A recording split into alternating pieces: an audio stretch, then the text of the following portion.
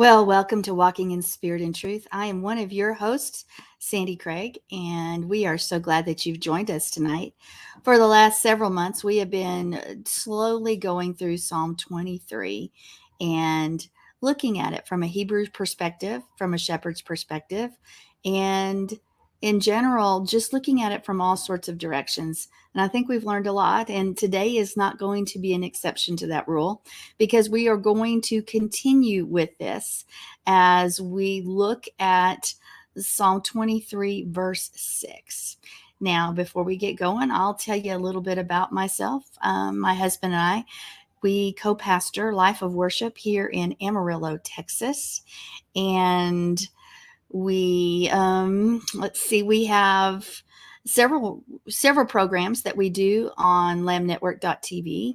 One is this show, of course, as well as Let Us Reason Together on Mondays at 8:30 Central, at 8:30 a.m. Central, and the War Room Prayers, which is also on Monday at 7:30 Central. And then I have another show that I do with Mr. Mark David Smith that is called The Planet Chapter.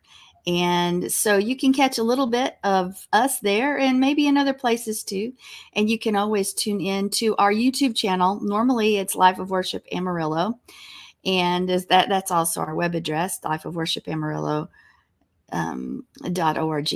But right now it's going to be another week before we're back on our regular channel. So we are on the JL Craig channel right now, but you can still get us and you're going to be able to watch all these archives on our YouTube channel. So please don't miss a beat. You can be, and if you're ever in Amarillo, Texas, or in the area on Saturday, on Shabbat, our tour portion starts at 12 p.m. Central, and our encounter service starts at 3 p.m. Central, and we would love for you to join us. Anyway, soon, hopefully, our other co-hosts will be popping in here. But until then, we're not going to stop. We're going to go on, and we're going to see what we can find out. Psalm 23, verse 6. Now, this one right here is this has got some really good stuff in it. Every word is so full of meaning and things that we need to take note of. We can't just overlook it. But let's read it together. Verse 6, surely goodness and mercy shall follow me all the days of my life, and I will dwell in the house of Yahovah forever. It's great stuff, just even saying it. But this Hebrew word that we're going to look at tonight specifically is the word that is translated here as mercy. Other times it's translated as loving kindness, and you'll see it in different ways throughout Scripture. But we're going to speak of it as mercy tonight, or loving kindness, one of those, but specifically mercy. But the Hebrew word is hesed, Chesed. Now, this little word is so packed with meaning that there's really not a single word in English or in any other language for that matter that can come close to truly defining hesed. We try to with loving kindness, mercy, or other variations, but it does not define that word, any one single word or a couple of words, because it's got so much meaning inside of it. And it's been used approximately 248 times in Scripture, and it carries a lot of information about Yah's character himself. And it gives us this glimpse of this redemptive plan that he has for us, even in his very own nature.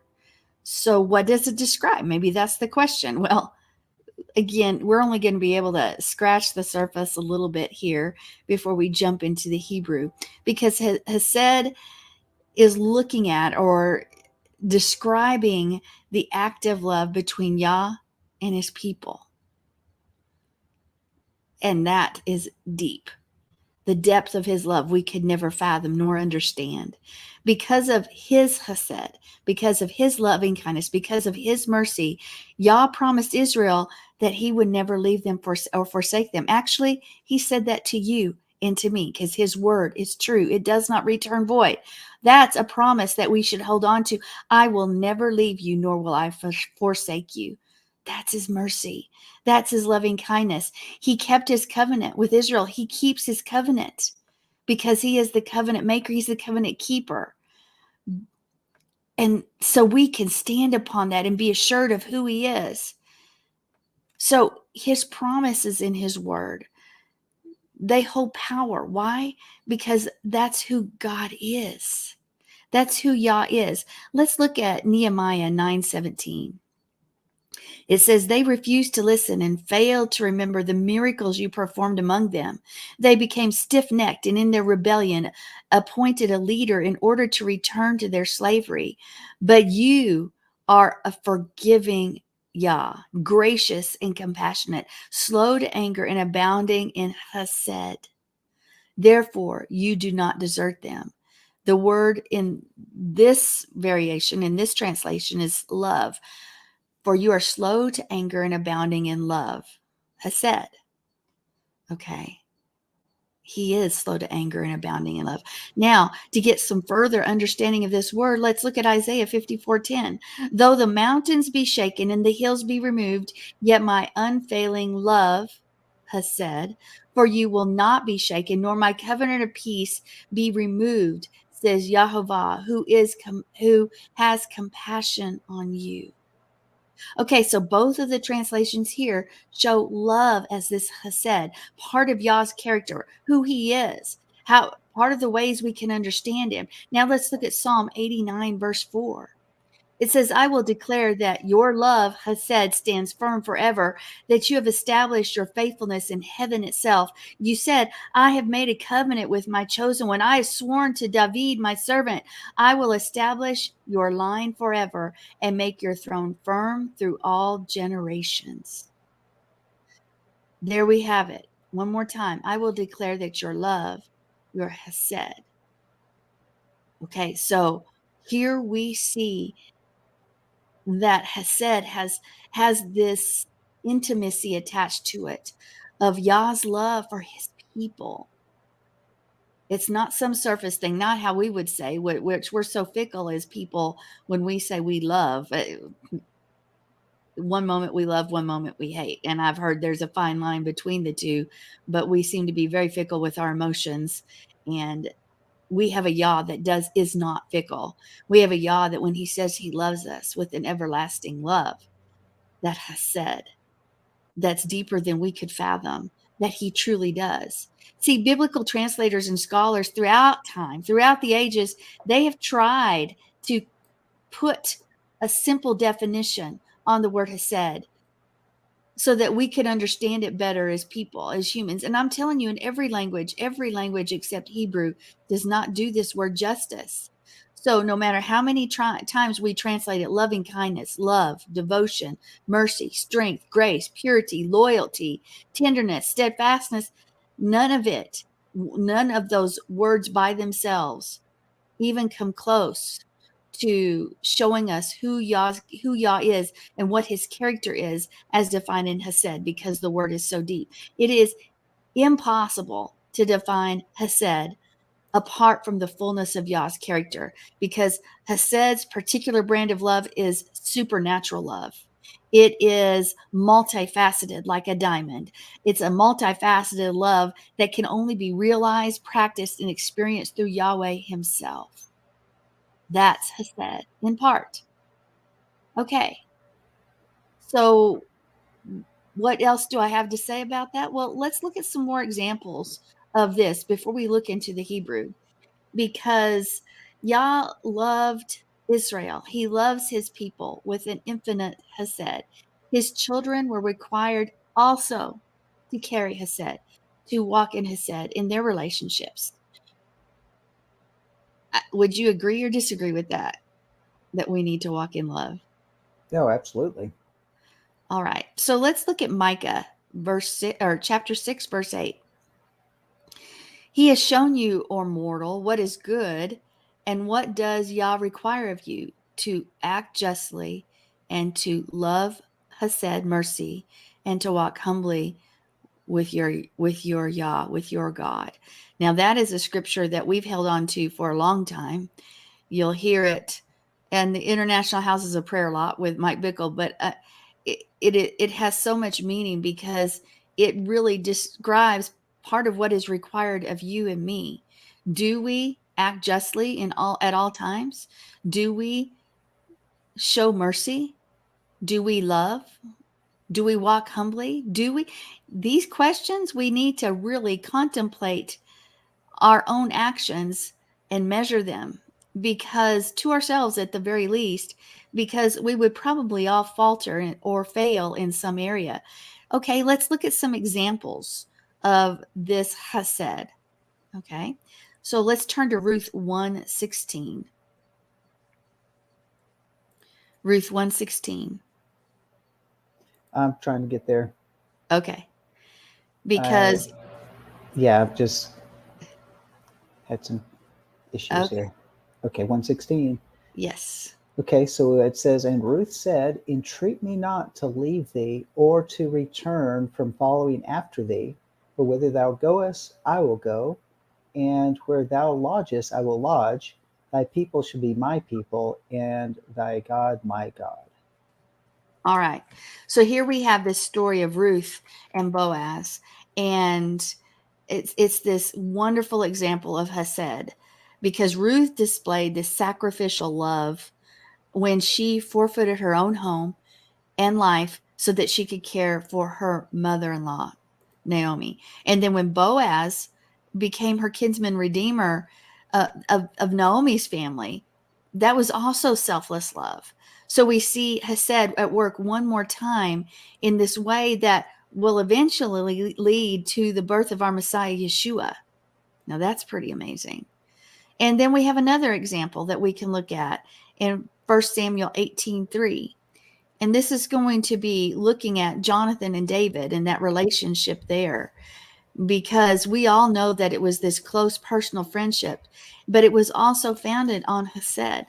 It was founded on this loving kindness, on the mercy, on the steadfastness, on the grace, on the purity, on all the definitions that we had put on this word. That's what we see in this relationship. And we even see after Jonathan's death that David sought to remain true to this very thing. Even though Jonathan was gone, Hesed remained because he sought out and honored his heir. He was going to keep that word. All right, do we have that? Yes, it 1 Samuel 18:3. Then Jonathan made a covenant with David because he loved him as himself. All right, Hesed. So, one more time, he loved him as himself. So, that's another definition. How does Yah love us? Well, and then we can look at Joshua 2:12 through 13, because when Joshua sent spies into Jericho in preparation for what was to come, what happened? There was a woman there named Rahab, and she was there, and she had an agreement with the Hebrew people to spare her life and her family's life. And it says there, now then, please swear to me by Yahavah that you will show kindness, Hesed, to my family, because I have shown kindness, Hesed, to you. Give me sure sign that you will spare the lives of my father, my mother, and my brothers and sisters, and all who belong to them, and that you will save us from death. It does your version say kindness as well on in your scripture? I don't have it in front of me. Okay, I'm well, that's sorry. okay. We'll go on, because one more time we see this plea. Hey, show kindness, show chesed to us, show that mercy, show us that same thing that Yah has given us. Yes, we're expected to do the same. And then we have Esther 2:9. I want you to turn there if you would. Esther 2:9. And it gives us this example of Hesed. It's presented before King Xerxes as, because Esther's this potential bride, potential wife. And what happened? She pleased him and won his favor, his Hesed. Did you have that? Yes, Esther 2:9. And the maiden pleased him, and she obtained kindness of him, and he speedily gave her things for purification, with such things as belonged to her, and 7 maidens, which were meet to be given to her out of the king's house. And he preferred her and her maids unto the best place of the house of the women. Okay. So we see here in that verse, we see that she pleased him and won his favor, Hesed. I'm not sure that was a It was Lauded. kindness. Yeah, her maiden, and the maiden pleased him, and she obtained chesed of him. Okay. Pleased him and won his favor, has said. So the king's love for Esther, for Hadassah, was not human inspired, not at all. It was Hesed that was planted by Yah within the king to reveal Yah's Hesed for Esther, to reveal Yah's Hesed for his people, and to fulfill his plan to save the whole of the Hebrew people, because his ways are not our ways. Yah moved within Xerxes. Yah moved within him, and there was a heart change, or something happened within the heart. So these are all examples of Hesed shown in the Tanakh, and it was lived out by Yah's grace through what he was doing within each of them. But each of those examples teach us something about Yah's love, because it's this foreshadow of Yeshua's love for us. And it's pretty amazing to think how all encompassing this word could be. If we would not just see it as a plain written word in a text and skim over it, if we would think and contemplate the immensity of the depth of this word when we're referring to the character of Yah and what we are also to carry with us, it's going to change our perspective in the way we treat one another, because we have received so much in return. So let's go on and let's define this thing in Hebrew. So it's number 2618, and chesed, vachesed, is what the phrase is when you're looking at Psalm 26. And again, remember, there's not a good English translation, okay? Because the word is too big to be captured by any single translation here. So what do we have here? Well, to spell it, it's a vav, a het, a samach, and a dalet. So let's go through those. We haven't done that in a little bit in detail, but we're going to do it again tonight. This vav, this hook, the vachased. What is it? It's this thing, this connector, that thing that separates two objects, that separates us maybe from the rest of the world. Aren't we supposed to be set apart? Absolutely, we are. And it secures us, because what happens with a nail and a hook? It secures something. If you put it in a tent, it secures it from blowing away. If you put a nail on the wall to hang a picture, it secures that picture. So here we have this security that's provided from this vav, from this nail, from this hook. And then we have the het. And the het is also this picture of something that separates, divides, a hedge, a refuge, a security, a, a fence. Here we have the het, some type of enclosure. And what do enclosures do? One more time, just as we sort of talked about connecting two separate objects, when those are connected with the vav, the het shows us that there's this separation that occurs from whatever we're being hedged in from whatever boundary that's around us to protect us from what's out there. Okay? So we have this connection to this hedge. Who is the hedge? Well, it's Yeshua, of course. Who is the security? It's Yeshua, of course. The paleo head is this picture of all of this enclosure, this hedge, this border, this fence that brings protection. It's this picture of the Torah and the commands, which as well, what do they do around us? They form this boundary line, and it depends on how we stand concerning them, determines whether we're in the house of our Father or outside that fence in somebody else's house. Are we in covenant? Or are we out of covenant? So now, just with those two letters, we are secured. We are secured through this fence, this boundary that separates us with the commands. And then we have this samach. And what is the samach? Well, you look at it, and it's often considered this shelter, but it's also considered a proper support and something to support or to surround. So now we have a borderline, we have a fence, we have this hedge, this that separates us. And then with the samach, we have that surrounds us. And then we have the dalet. Well, we all know what the dalet is. It's the door. It's Yeshua, right?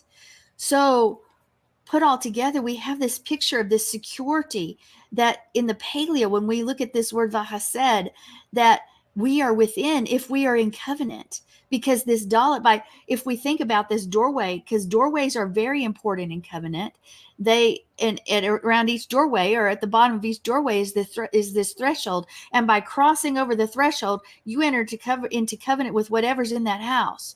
Now, whose house do we need to belong to?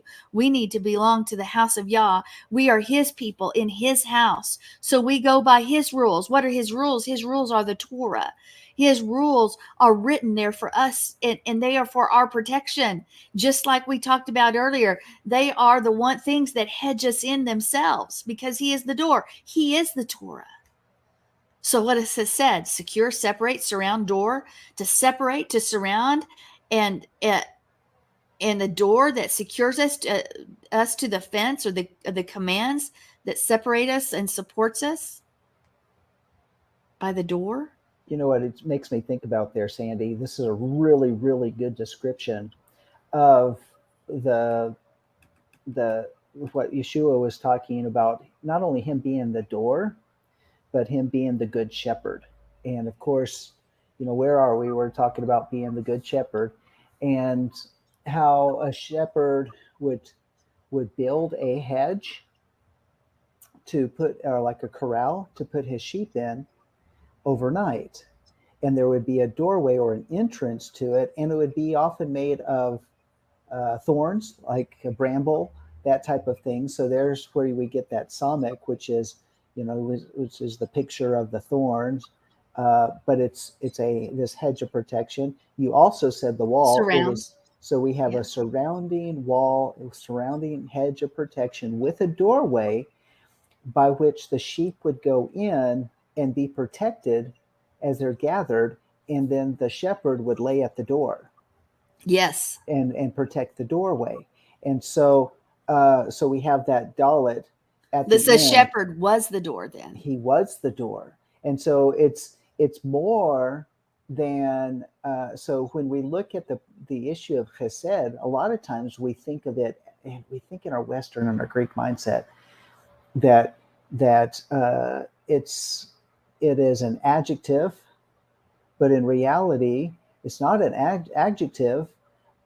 It's more. It's not, and it is.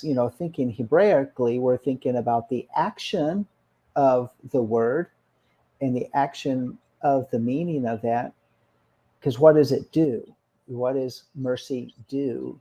And then you say, but you step back, and one other aspect is the, who is mercy, because the door is the representation of Yeshua. He puts that hedge of protection around us, and then he stands to guard it himself. So mercy is more than just loving kindness, where our English translations are just, English is just an inferior language, but the totality of this word is that from the place of protection, we have everything we need Right. because Yeshua is the door. He is the one that is that good shepherd who lays down his life for his sheep. So I was just kind of looking at you were giving such a good description of that. And I was just thinking about, and I was thinking even about how the scriptures talk about how the people, Yah's people at the end time will be gathered in a place called Basra, uh, which was a natural place to bring their Surround. sheep and be surrounded and be protected and Secured. secured, and all of that fits in. So yes, it's loving kindness. Yes, it's mercy. Yes, we have this action of the bowing of the neck. It's kind of that that a humble position of strength and favor that Yeshua himself is extending his life on behalf of ours. That's good. That's really good. I'm glad you brought up that example, that because it's very visual when you think of that bramble surrounding the sheep and the shepherd and securing the sheep, and the shepherd acting as the door, who was the door, to protect and make sure nothing came upon the sheep. And that's exactly what this whole psalm has been about, is that relationship between the shepherd and his sheep, and how he protects us and takes care of us. And that's what Yah is for us. This has said, if we're to think about the most single descriptive term of the character of Yah, then it would be a part this, he's separating, he's surrounding, and the door. What kind of image will we have? Exactly what we've just spoken. We for sure need to think about a house, because we are part of a people that abide in a house, so to speak. Maybe not a physical house together, but we abide in his house if we are in covenant with him. And that covenant is what surrounds us, that covenant. And if the word is the covenant, the Torah, and Yeshua is the word, then it's Yeshua who surrounds us. So not only is the door, he is the hedge. And then And we you earlier you had mentioned that in I guess in one of the passages where it's talking about the Vachased, and so it's you Psalm 23. Psalm 23. Okay, so here we have, you were talking about the connection and all of that, but it's that that is the tent peg. It's that which is, it secures. So Yeshua himself, it secures uh, his mercy for us as he Mm-hmm. lays down at the doorway, but or he lays down his life for us. Or you can also think of it, because the tent peg speaks about the hook, and I oftentimes, now I think this is a broad in so allow me to go this direction, but when it's talking about the hook, then the shepherd's crook, in the sense of maybe modern, like more like England, where they had the shepherd's crook, not as opposed to what you had shown and discussed in terms of what the shepherd's staff was like. But I was just thinking, yeah, if we get too far outside of his mercy, or that place of protection, that place of security, he's got that way to pull us back and pull us back in. Well, Because remember, there were two items. One was a hook-like thing, and the other was that ball-like thing, yeah, right, that the shepherd carried. So absolutely, he knows how to get us back, but we can still fight it, and we can still choose to go away, for yeah, sure. So I want us to remember that we have a house and a door, and that it's separate from something that surrounds. So we have this covenant and this inclusion and entry, adore this idea of Yeshua. So the action of Hesed is, when you picture all of this, the action that goes along with this noun. And by the way, mercy is a noun. um, we see ourselves in circumstances that make us different than everybody else. Okay. yeah, We are in this world, but not of this world. We are supposed to be different, right? So if we are in his house, if we are in this relationship, and in this case, the sheep, there's more than one. So we're in this community relationship, and this life, this hedge is surrounding us. And what is happening in our lives involves that Torah, that hedge, and it should be involve every part of our lives, every single thing. The word should saturate our lives, and our lives should be led by that word, so that it's almost like you can't separate the two. So this Hesed requires us to be a community. For one, it does require community, but it requires us to be different than the rest of the world. It requires us to acquiesce to that separation, because if we're surrounded by the hedge and we keep trying to go over that hedge, then we're no longer separate. We're no longer in that protection. That covering that's been along with us is gone. yeah. So It goes right along with that. So here, it's not just one sheep that's in the pen, it's the flock that's in the pen. But when you look at the definition, in the Hebrew language, a lot of times you have two opposite things coming from the same word. And you can also look at this word as being reproach or wicked. And it's like, well, how can those two opposite meaning words or concepts be encapsulated with one verse? But but when you're talking about that separation, with that wall, that fence, and then the samach, the thorns, it's on one side is where you find the favor, the goodness, that mercy, and on the outside that is not allowed in is that which is wicked Yes, or evil, raw. or evil. Yes. Yes. And so, And uh, that would cause us not to fulfill the purposes for which He's called us. yes, yeah. So inside we fulfill His purposes. That's how do we fulfill the will of God? We fulfill the will of God by walking out the Torah. We fulfill the will of God by being inspired by the Torah, by we fulfill the law by because it draws us into this loving kindness, this wonderful relationship, outside of which, when people say, "Oh, you're under the law," why are you under the law? No, I'm in that place of protection. Even like this week's Torah portion, we were talking about it yesterday on Let Us Reason, where in Kitavo, and it's going into the blessings and the curses. We see the place where what happens when one is within the sheepfold in that protected place, we see blessings.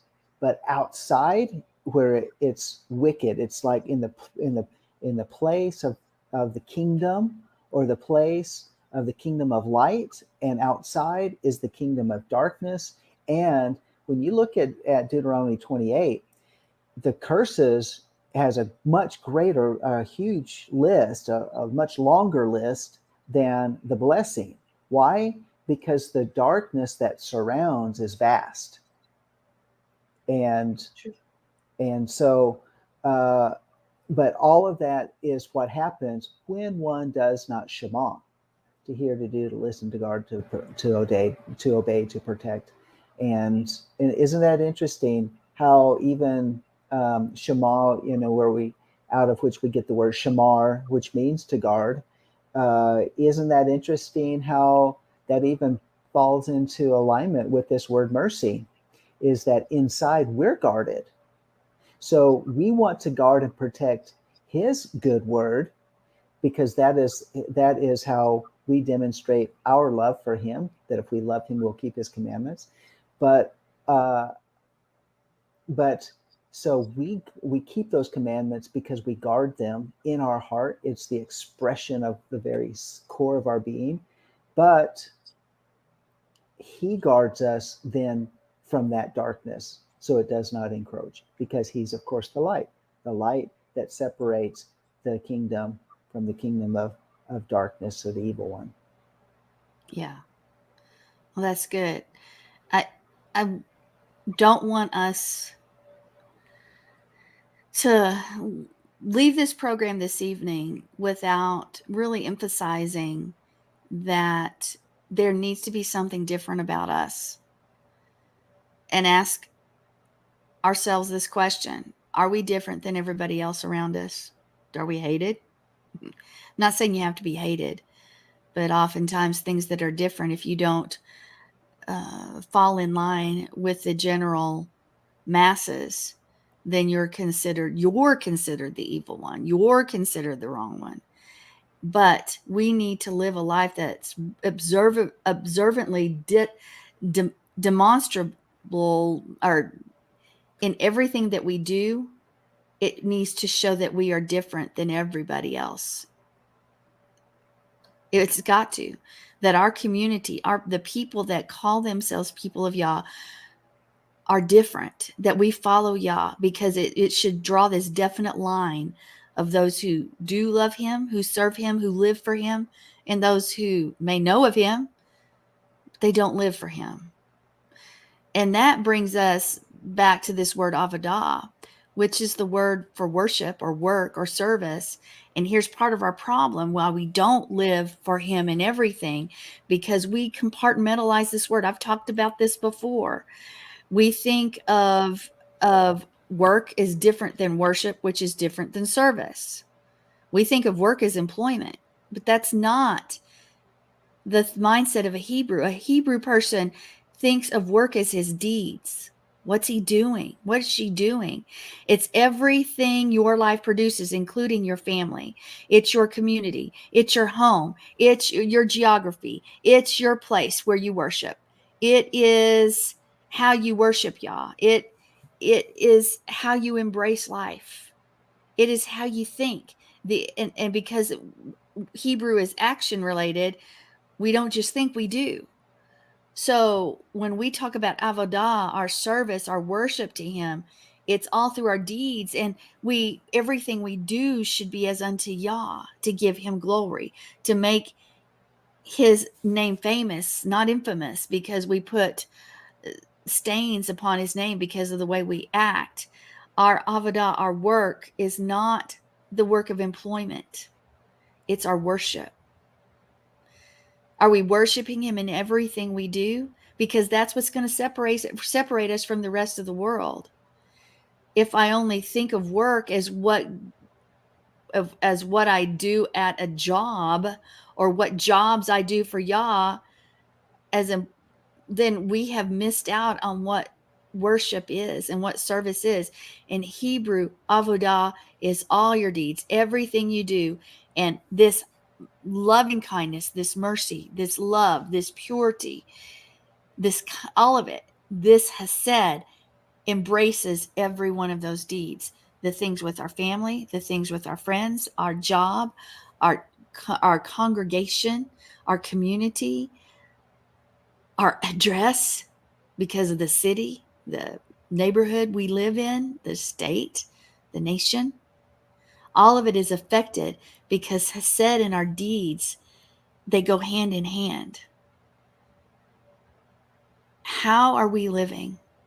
Are we living with that same infinite character trait of Hesed that Yah gives us, at least in the little bit of understanding that we do have for it? I think we could probably all do a better job. Are our deeds full of that mercy, loving kindness, love?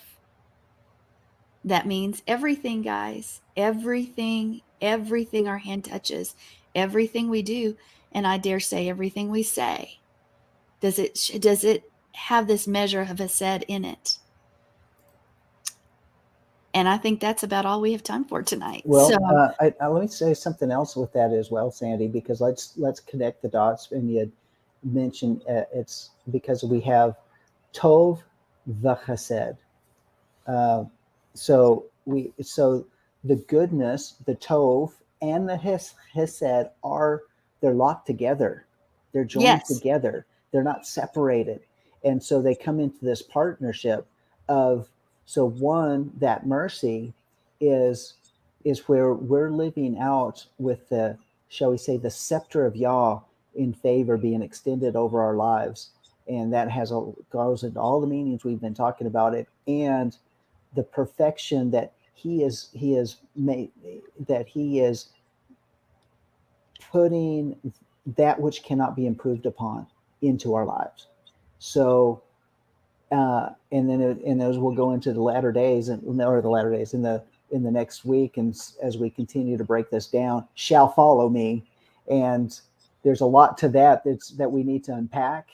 But when you have this perfection of goodness, that which cannot be improved upon, and then this thing of chesed, of this amazing amount of protection and provision and favor and mercy, and all of that goes along with this loving kindness that's just poured out, is just like just warm oil, bathing in warm oil. It just, you can't express that, the presence of His glory, together with the action of His completed work that cannot be improved upon, and it's chasing after us. That that locks us in forever. but remember, it should be also following following us. Yeah, Because we following leave it. that, remember a couple programs ago, I talked about how that trail is left wherever we go. Yeah, We yeah. leave a trail of the Tova Hased The aroma of His presence. and the Yeah. works and the deeds. Uh-huh. Yeah, The it deeds cannot of be Hased. denied. Exactly. All right. Well, good Well, we want deal. to thank you for joining us this evening. I am going to get out while John closes the program, and we will see you next week as we continue on verse 6. Shalom. Okay. All right. Thank you, Sandy. And we are going to be jumping over into the next program, which is the Craig Report. We'd love for y'all to stay here on the network, lamnetwork.tv, and join us. Also, it'll also be coming through on Twitch and the JL Craig channel, since we are still in YouTube jail on the Life of Worship channel for 6 more days. And so join us here on the other side. A lot of things we need to get caught up on. Let me just say that. So until next time, shalom.